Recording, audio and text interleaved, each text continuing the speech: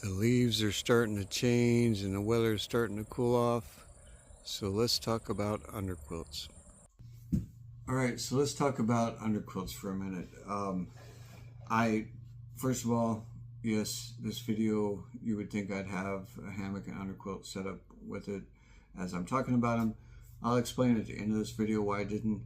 I want to get past the meat and potatoes of the video first, in case somebody doesn't want to stick around and listen to that. So, over the past 7 years, I've been involved in hammock camping. One of the things I see asked a lot is, should I have multiple underquilts? You know, maybe a 50-degree underquilt, 20-degree underquilt, stuff like that. I see it on Facebook a lot, different hammock groups. I've seen in person, camping with other hammock campers. I've heard the question asked and everything. Short answer, in my opinion, is no, you do not need multiple underquilts. And at any point in this video, if somebody has a different opinion of it, please comment, just to educate the people that might be watching it on a different view of the same topic. If you have the money, if all your bills are paid and you got all your other gear and stuff, and you want to buy multiple underquilts, then cool, knock yourself out. There's 7 days in a week, just go crazy. Lots of colors available too.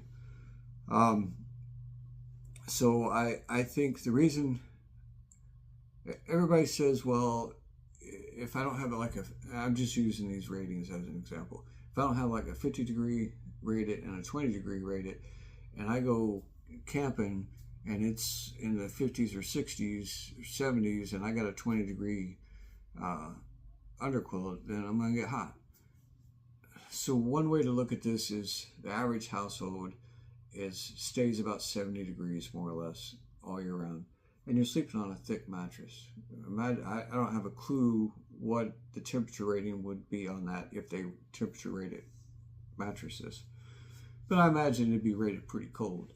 And you're able to sleep on that when it's 70 degrees in your house all year round. And just like sleeping on a mattress in your home, if you do get a little hot, you pull the covers down, or maybe you stick a leg out from underneath the covers or something to cool off, to regulate your temperature.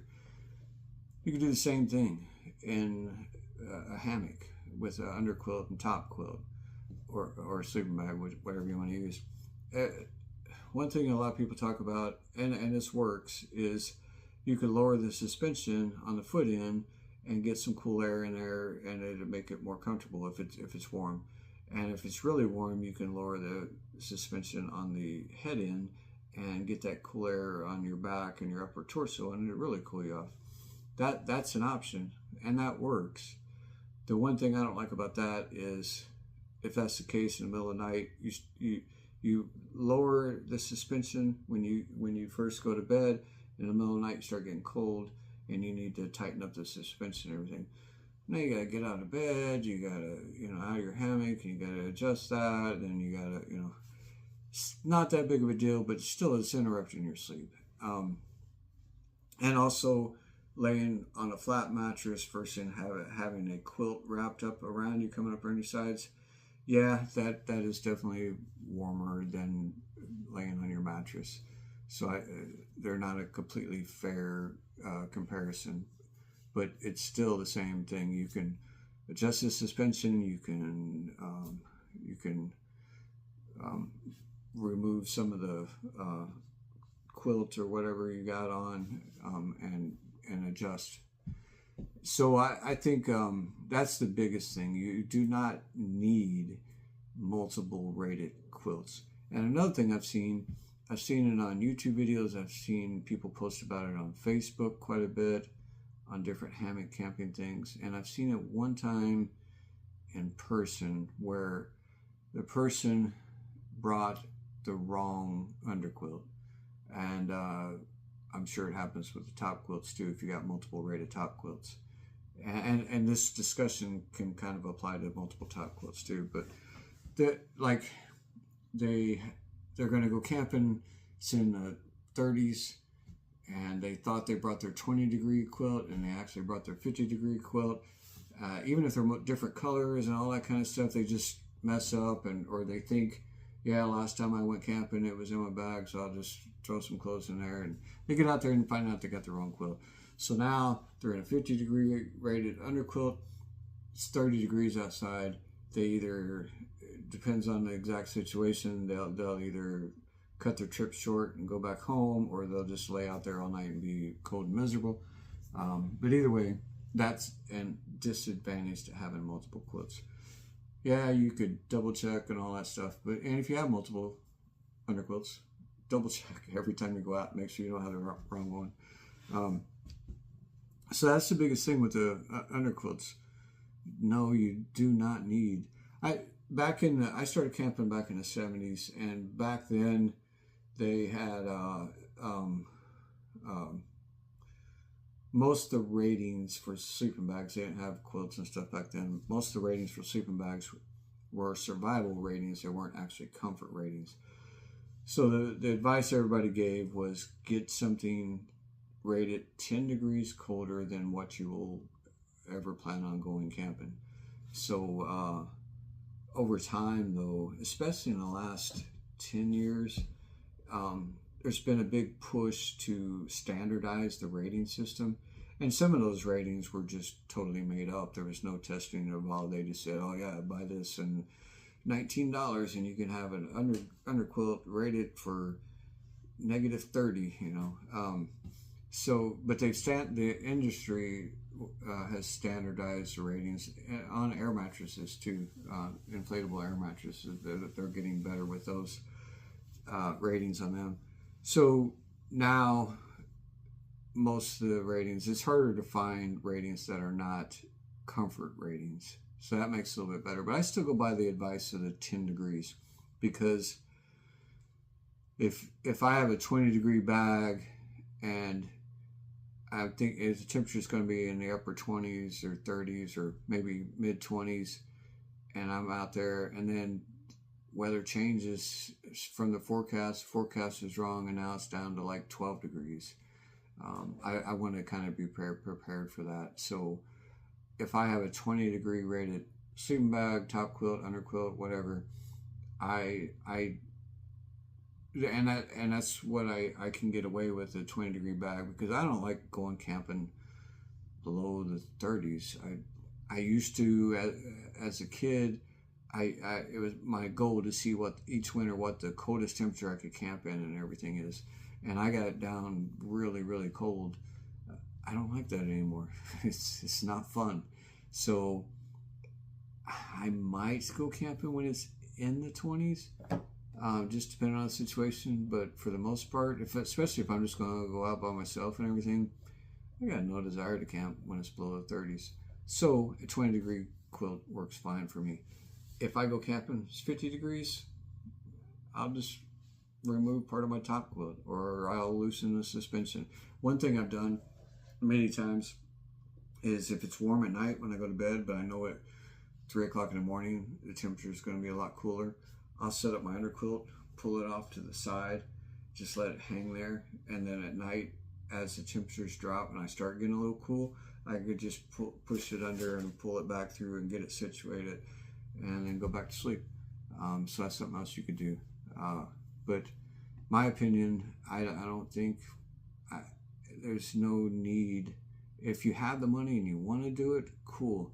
But if you're buying multiple underquilts and you're still wishing, man, I'd like to have another backpack, or I'd like to have a better tarp, or I'd like to have a better hammock, or better trekking poles, or better any other gear that you're still wanting to replace, and then you're wasting your money on a second underquilt,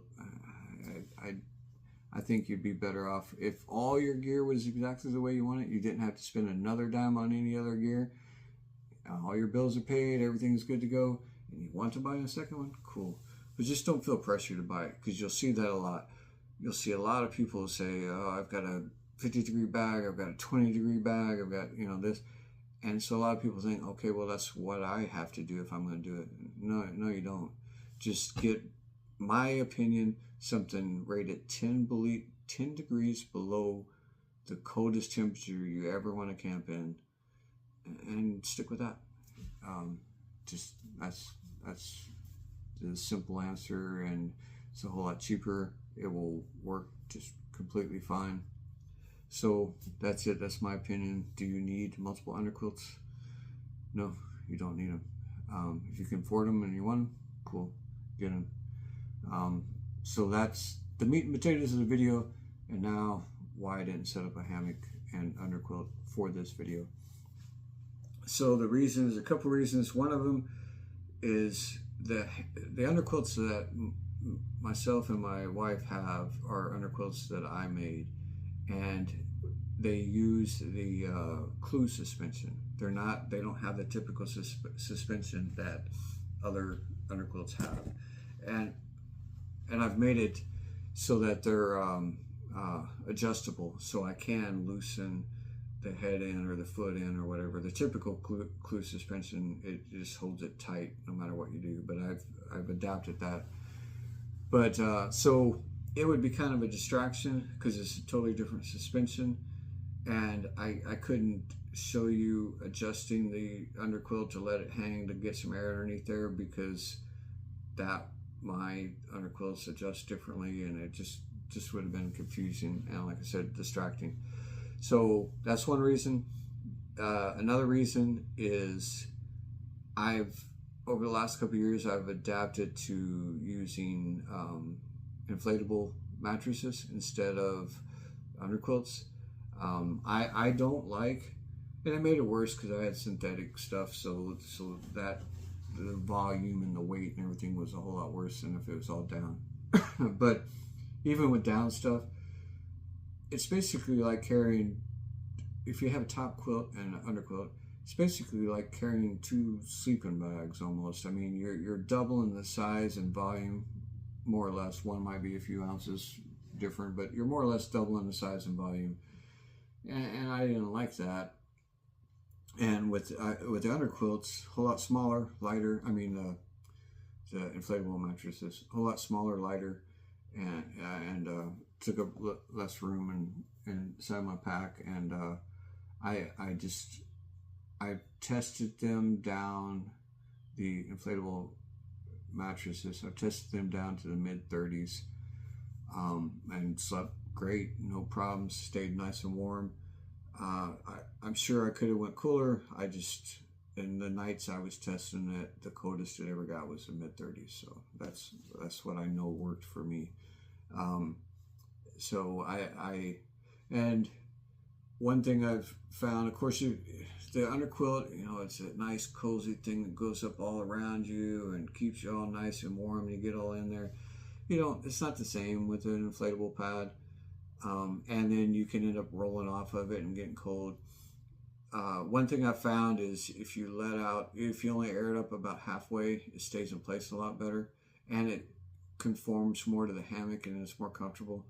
The double layer hammocks that you stick the mattress in, they'll kind of keep that in place a lot better. But I found, because I move around during the night, so if I got that thing locked in this way and I'm sleeping there, and then over the night I end up sleeping like this, now my legs and upper body's cool, and the only option I have is to get back over in that position. I might not, because I lay on my sides a lot in hammocks, and maybe my arm is sore, and I don't want to go back to that position. So the inflatable mattress on top of the hammock, if I did change positions totally from head right to head left, I could just raise up a little bit and scoot the air mattress that way, and good to go. So that worked great for me. So that's another reason I didn't have that underquilt in the video, because I didn't want to portray something that I'm not actually doing anymore. I have a lot of experience with it and everything, and all that, but it's not something I'm currently doing, is using underquilts. So I didn't want to show that, and the other reason I like the inflatable mattresses is, if some reason something happened, you had to go to the ground, you've got the inflatable mattress to insulate you from the ground and cushion you from the ground, so that's a lot better. And the last two reasons is that I've switched away from underquilts is when I first started hammock camping about 7 years ago. I was having a lot of problems with my neck to the point I ended up having to give up camping, which is something I'd done all my life, because my neck was so messed up. Unless I had a big pillow that I have at my house, which would take up half my backpack, I couldn't sleep on the ground. If I slept on the ground without that, using the other pillows that were out there on the market or trying to wad up some clothes or something, I remember when I was a young kid, my friends of mine can tell you about it. I curled up a big old log chain and used that as a pillow. Those days are over with. Um, so I had to. I found hammock camping. I had given up camping, and I found hammock camping, and I tried it, and I found I was able to sleep even with all the problems with my neck. I was able to sleep good. I was able to get back out there and start enjoying camping again. Over the past 7 years, I've my neck's a whole lot better, and I found the Nemo Elite Philo Pillow. I think it's what it is. That thing is a game changer because I can absolutely sleep on the ground with that with no problems at all. And I have found that I like hammock camping in the summer. One of the things I love about hammock camping in the summertime is if it's hot outside, you're not cooped up in a tent. No matter how much airflow it has, it's just not the same as camping in a hammock. When that air is blowing underneath you, it could be 70 degrees, 80 degrees, and you could be comfortable. So I like that about hammock camping. But in the wintertime, I've found over the years, I just don't like hammock camping in the wintertime. Now that I've got a good air mattress, I've got a good pillow, I've got less problems with my neck, I'm able to sleep in a tent. And in the wintertime, I prefer sleeping in a tent. Summertime, still love my hammock, but not so much in the wintertime. So the things I mentioned earlier in the video about the underquilts and the adjustability of it and my opinions on should you have multiples, that's all based on my experience of actually using this stuff. I just don't like to do it in the wintertime anymore, so I don't use underquilts anymore. I've got insulation to make, I think it's a -10 underquilt that I bought several years ago, and the insulation, I just never made the underquilt because I don't want to camp in that coat. I'm not a teenager just challenging myself to see how cold I can go anymore. I want to be comfortable, and I could be comfortable in that in a hammock and everything, but I don't want to lug that thing around. It weighs a ton. It takes up my whole backpack. So that's it. Should you have multiple underquilts? Unless you can absolutely afford it, I would say no. Get you a underquilt rated 10 degrees below whatever the max code temperature you want to deal with. If you're fine camping in the 20s, try to get one rated to 10 degrees, just in case that temperature the weather forecast is wrong. If you don't like camping in the winter time at all, and you don't like going camping when the nighttime temperatures drop below 60, get you a 50-degree quilt. And I would say also on that, one last thing, if you're looking at like a 50-degree quilt, if just a few dollars more, you can buy like a 40-degree quilt or 30, if that's the case. Just go ahead and spend that couple extra dollars and get the lower rated one, just in case you change your mind and there's some event coming up and there's some time that you want to go camping and it's going to get down into the 40s or 30s. You'll be prepared for it. So I guess ultimately I would say get the coldest rated temperature quilt you can afford, but don't get a 20-degree quilt if you're never going camping when it's below the 60s. I'm babbling. I gotta stop the video. Hope this helps somebody. If you have any other views, any other opinions other than what I expressed here in this video, please leave a comment so that other people can learn from your experiences and your opinions and stuff. But otherwise, that is it. Wintertime's coming. For those of you that like camping in the fall and winter, get out there and enjoy it.